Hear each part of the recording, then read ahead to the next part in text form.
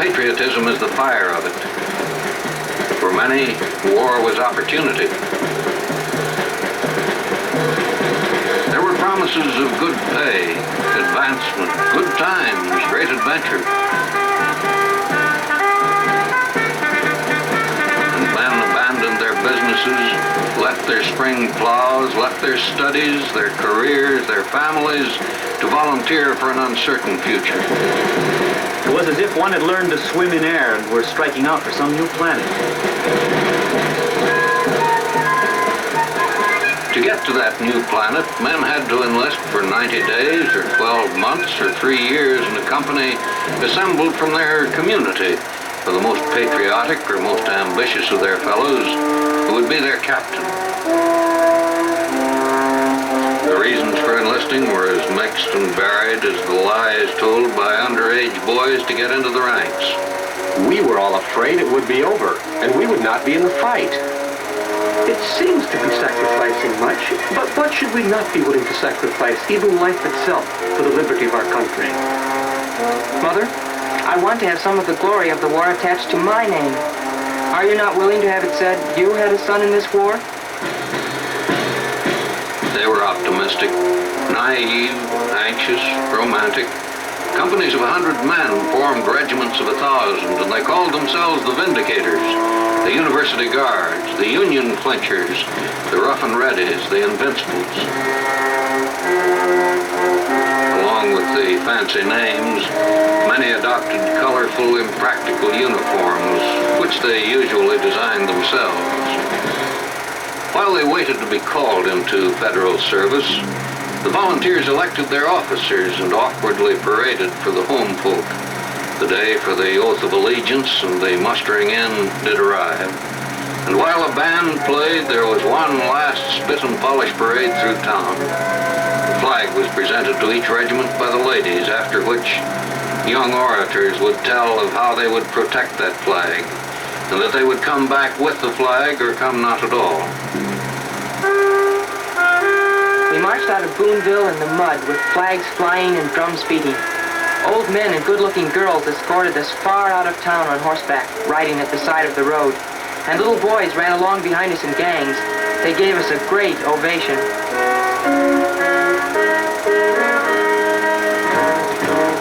It was off to camp now, and to war.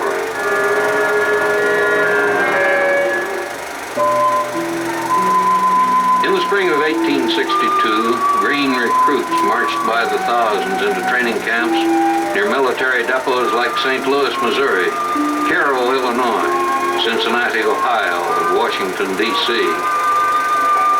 There was excitement in soldiering. Many of the boys had never been to a big city or ridden on a train or a steamboat. They were away from home for the first time and mixing with men of every character. And when they could, they took pen in hand and wrote home of their experiences, their comforts and complaints.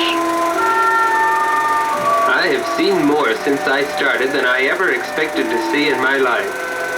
I was quite surprised when I got to Washington. I expected to see a handsome place, but indeed it is the most miserable, contemptible place I ever met with in my life. Why, our little courthouse looks nicer than the Capitol itself. About 100,000 men encamped around the city. The camps are piled against each other for 15 miles around, and they are coming in at a rate of about 12 regiments every day. The people in Washington seem to think the soldiers grow like mushrooms. You may expect a lot of clothes up in a few days in my carpet bag. We drew from the state one overcoat, one pair of pants to scruff around in, one dark blue blouse, one pair of shoes, one shirt. And we expect to draw another pair of drawers and stockings. I got a new two-story hat today, and am as proud as can be. A good many of the company have not got any weapons. I have got a revolver and an old cheese knife. If I get a chance, I will have a likeness taken and send it to you, so that you can see for yourself whether the climate agrees with me down here. My daguerreotype I sent you is not like me, for I have fallen off a great deal. But it is the best I could do. It cost only $8, and I think you will burn it when you see it. At least you ought to.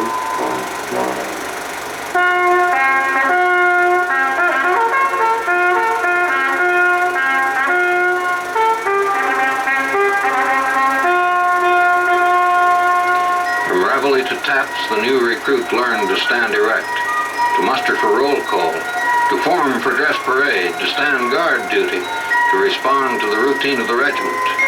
In time, he learned how to kill. The art of war was taught by drill, squad drill, platoon drill, company drill, regimental drill. The basic tactic was the bayonet charge. Drill was taught by volunteer officers who were usually only a lesson ahead of their pupils.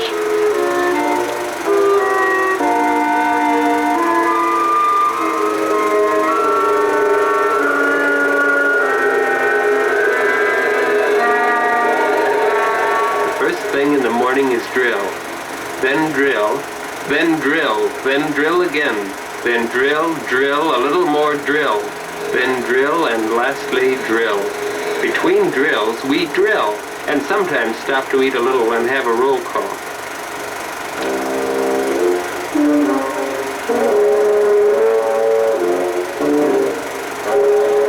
Monotonous under a hot sun, drill taught the recruit discipline and skill, his right foot from his left, combat formations and maneuvers, bugle calls and drum beats. But tragically, few men realized that the bayonet charge was obsolete. The mini-ball and rifling had added greater range and firepower to the soldier's weapon. The new Springfield rifle could kill at 1,000 yards, was accurate to 500, deadly at 200 yards. There were 11 steps to loading the rifle, and a recruit learned to load and fire twice each minute. On the battlefield, the art of war would become the art of murder. Army food, poor in quality and improperly prepared, took its toll of new recruits by sickness and death long before many men could fire a gun in battle. It would do you good to see each mess of 6 men cooking their own meals. We don't get our victuals quite as clean as we did at home, but I think we eat them with as good a relish. I can fry meat, make coffee, boil potatoes when we have any, build a fire, fetch water. In fact, do a right smart sprinkling of things.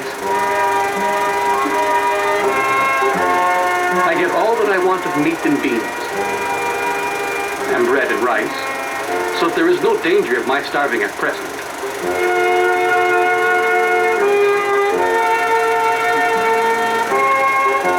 Leisure hours provided time for a more digestible education.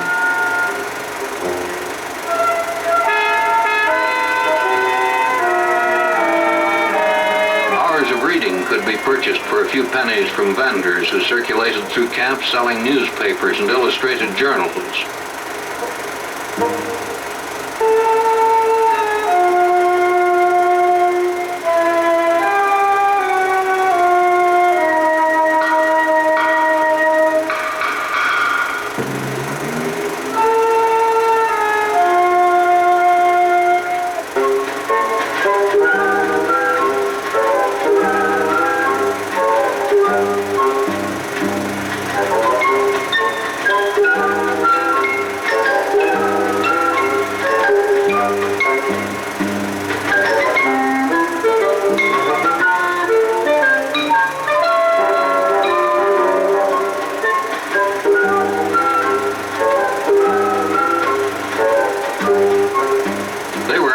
And for the moment the recruit's only contact with the war.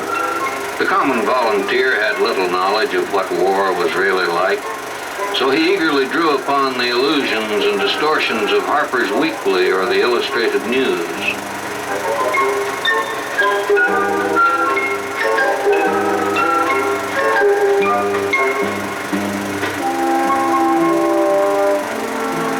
There were songs to be learned and friendships to be fostered.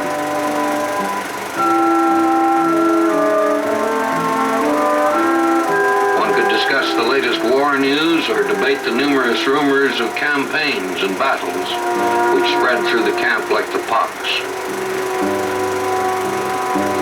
There was always some anecdote, advice, complaint, or wish, important enough, and a few quiet moments in which to reply to a letter from home. I am much obliged to you for that nightcap you sent me. It is just the thing I've been wanting ever since I came up here. We are experiencing that vein of soldier life, inactivity, or in other words, rotting in camp.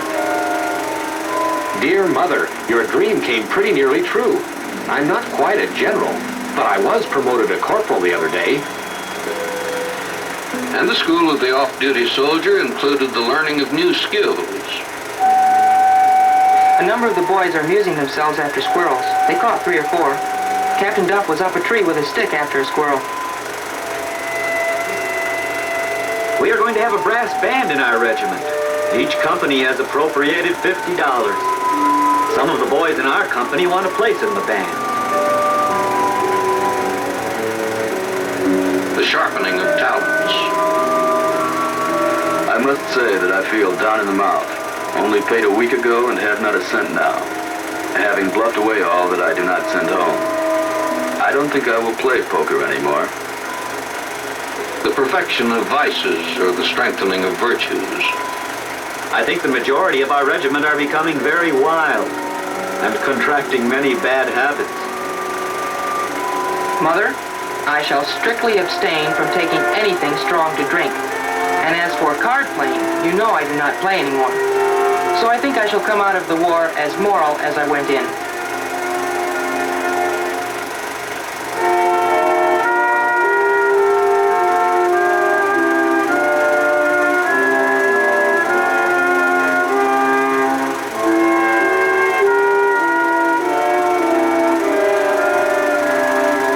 Of camp, the romance of soldiering soon played out under an ever-present impatience to get on with the war. And then, all too soon, the order came, proceed to the seat of war.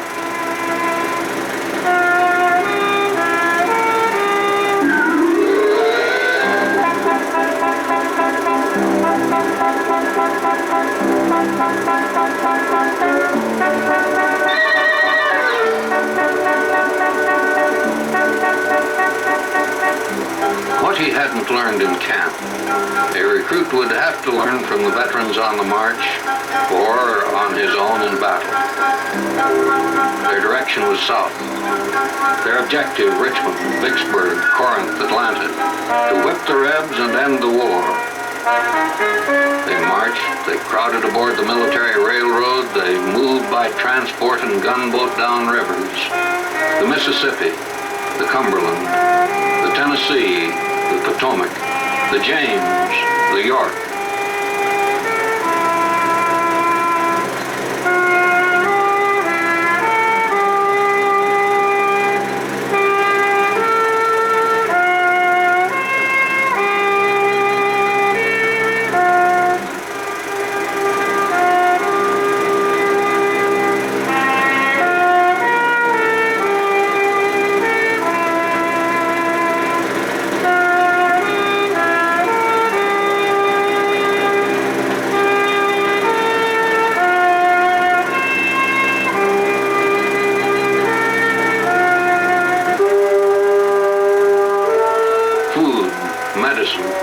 Cannon and mortar, mules and wagons, ammunition, and new men, half-trained men and boys for the veteran Army of the Potomac, Army of the Cumberland, Army of the Tennessee.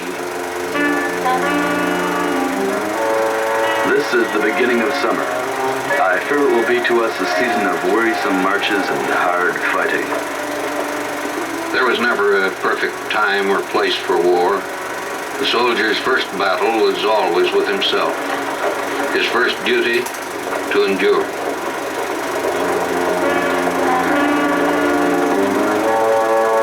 Supply lines stretched for days behind fast-moving columns of infantry and artillery.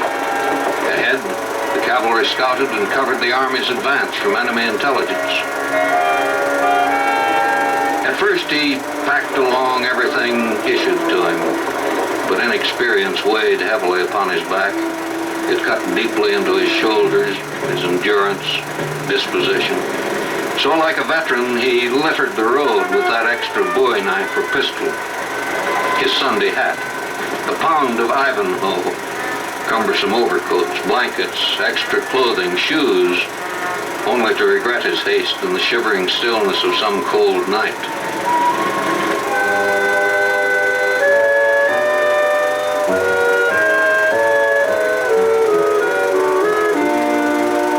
Traveled about 25 miles today and all are wearied nearly to death.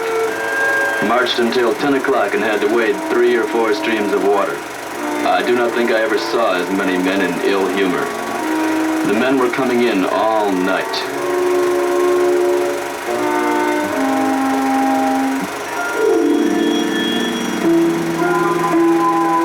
The land of the Secesh, to many a soldier's surprise, looked much like Wisconsin or Ohio or Illinois or New York or Vermont.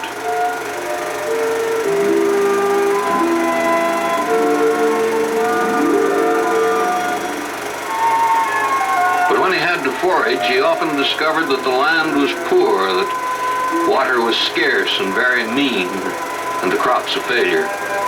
And some soldiers reasoned that the failure of the land was the failure of a way of life they had come south to correct. Clarksburg has apparently stood still for 50 years. Here, for the first time, we find slaves, each of the wealthier families owning a few.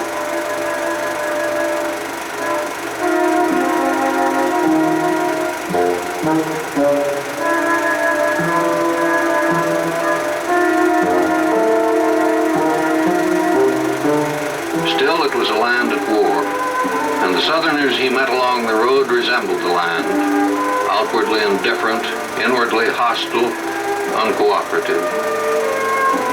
They don't know anything at all. They don't know a mile from 2 miles. Ask them how far it is to such a place, and they will at once say, well, right smart distance, I reckon. And the distance he was always measuring was the distance between himself and the enemy, and he measured it by the increasing contact of advanced scouts with rebel patrols. When only a river, a hill, or woods separated him from the enemy, the raw recruit experienced the real discipline of war, waiting, waiting to attack, waiting to be attacked. We have a very high hill near us from which we can see the enemy's camp with the microscope. Some of the boys looked at them and had them brought up near them. I told the boys I would not look, as I was afraid to have them so near. The lull before battle sometimes provided a rare opportunity for a man to meet the enemy he had come to fight. The rebel pickets and our pickets are within speaking distance and get very sociable sometimes. Sociable enough to shoot at each other occasionally. You can see enemy pickets just across the river. The river at this point is about 200 yards wide. We had 2 visitors the day before yesterday. They were Johnny Reb. They came over and took dinner with us. They gave us some tobacco and we gave them some coffee to take back with them. They stayed about 2 hours and then went back. They were real smart fellas, both of them.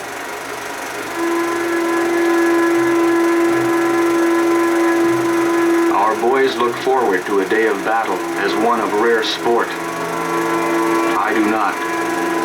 I endeavor to picture to myself all its terrors, so that I may not be surprised and dumbfounded when the shock comes. Rumors of skirmishes and small fights a few miles off, but as yet the only gunpowder we have smelled is our own. We are not allowed to have any music here at all, and I have not heard the tap of a drum since we have been here, except the rebel drums. And I tell you, it is a little dry soldiering without music. I have a mortal dread of the battlefield, for I've never yet been nearer to one than to hear the cannon roar, and have never seen a person die. Death is the common lot of all. And the difference between dying today and tomorrow is not much, but we all prefer tomorrow. I may run, but if I do, I wish that some of our men would shoot me down. If killed in battle, what more glorious death would you wish to die? But I do not expect to be killed. All men that go into fights are not killed. Why should I not be one to escape?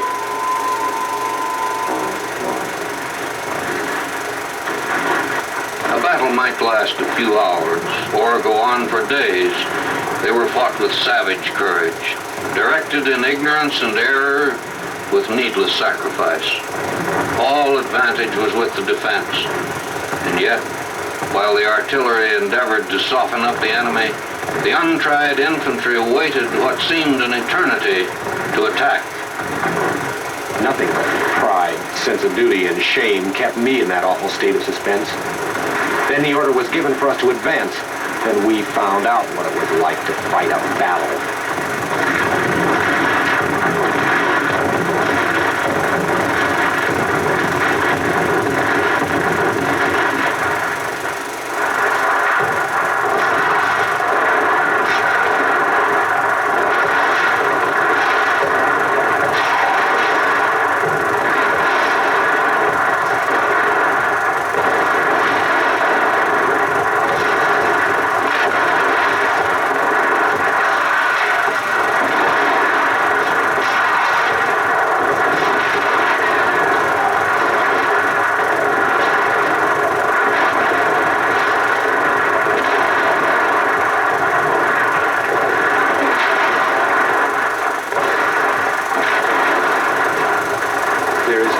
Trying to describe the battle because I cannot do it. All I know about it is that we drove the rebels and they drove us, and then we would drive them again.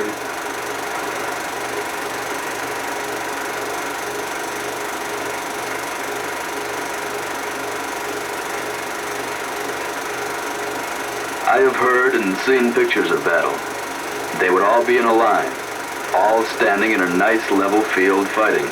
But it isn't so. The rebels had stone walls to get behind and woods to fall back in.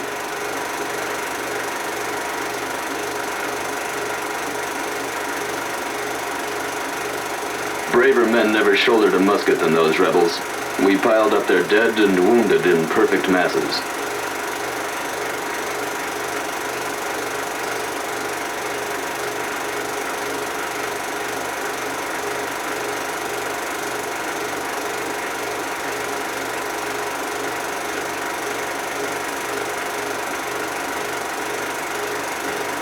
It was the first field of glory I had seen in my life, and the first time that glory sickened me and made me suspect it was all a glittering lie.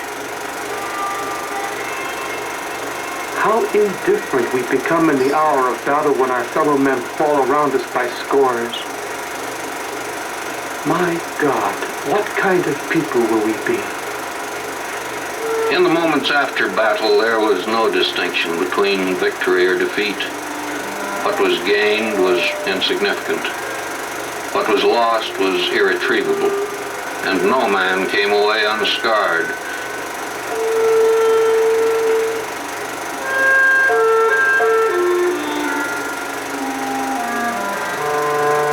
The wounded were treated in makeshift hospitals set up in field tents, houses, filthy barns. There were few anesthetics, no knowledge of sterilization. Surgeons worked to the limits of their knowledge and skill. Men who should have lived died of gangrene, tetanus, lack of care, man's ignorance. Others who did live perhaps wished for death.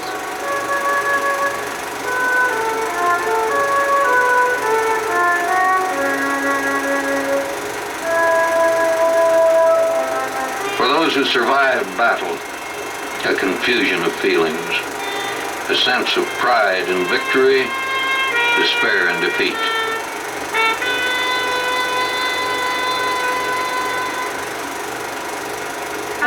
In victory or defeat, heartache, anguish, and a need to adjust to a sudden reality.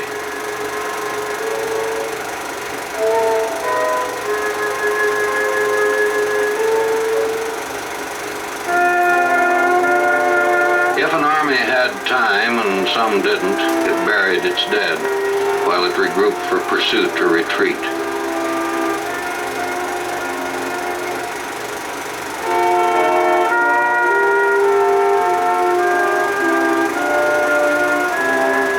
I guess all our company are perfectly satisfied as to what war is, and they would be willing to have the war brought to an end, so they could be discharged and sent home.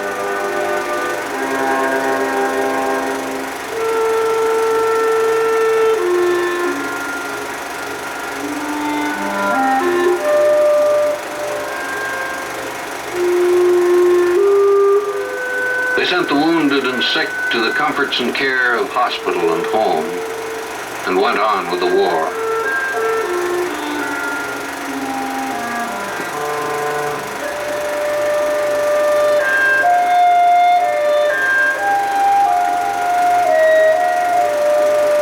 This day, 6 months ago, we all left home. To look back, it appears we have been out in age. When you remember that a little over 2 months ago we numbered 980 good, sound men, and now we do not number over 300. It seems that we have been going downhill pretty fast. How many changes have taken place since then? It seems as though there was nothing but changes in this world. Nothing that we see is to be depended upon. And with us, we never know in the morning what sort of situation we will be in before night overtakes us. It is still kill all the time. The summer of wearisome marches and hard fighting ebbed on into fall, and fall into winter, and then the killing, the fighting stopped. The soldiers went into winter quarters to await the spring. The war was still around him, and he was a part of it, getting the worst of it. But for a while, he could forget.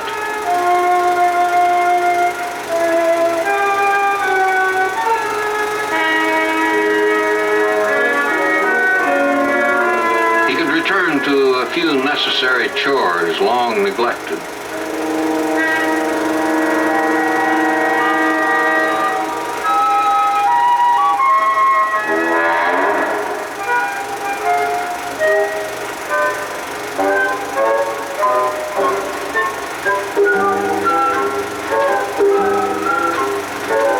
Indulge in a few pleasures.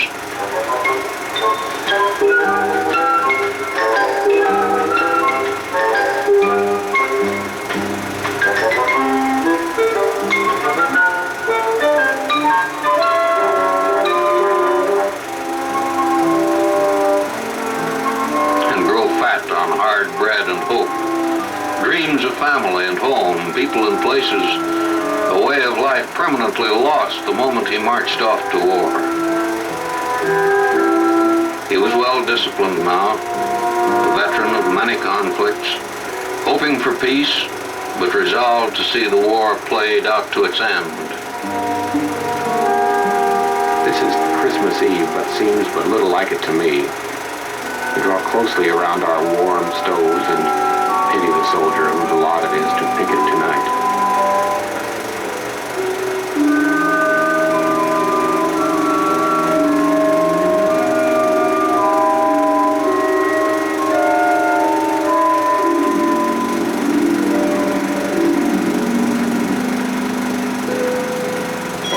Crossed a great many little streams and rivers, and have passed over a very bad road. Should my life be spared, I hope the termination of the present year may find me a better and wiser man.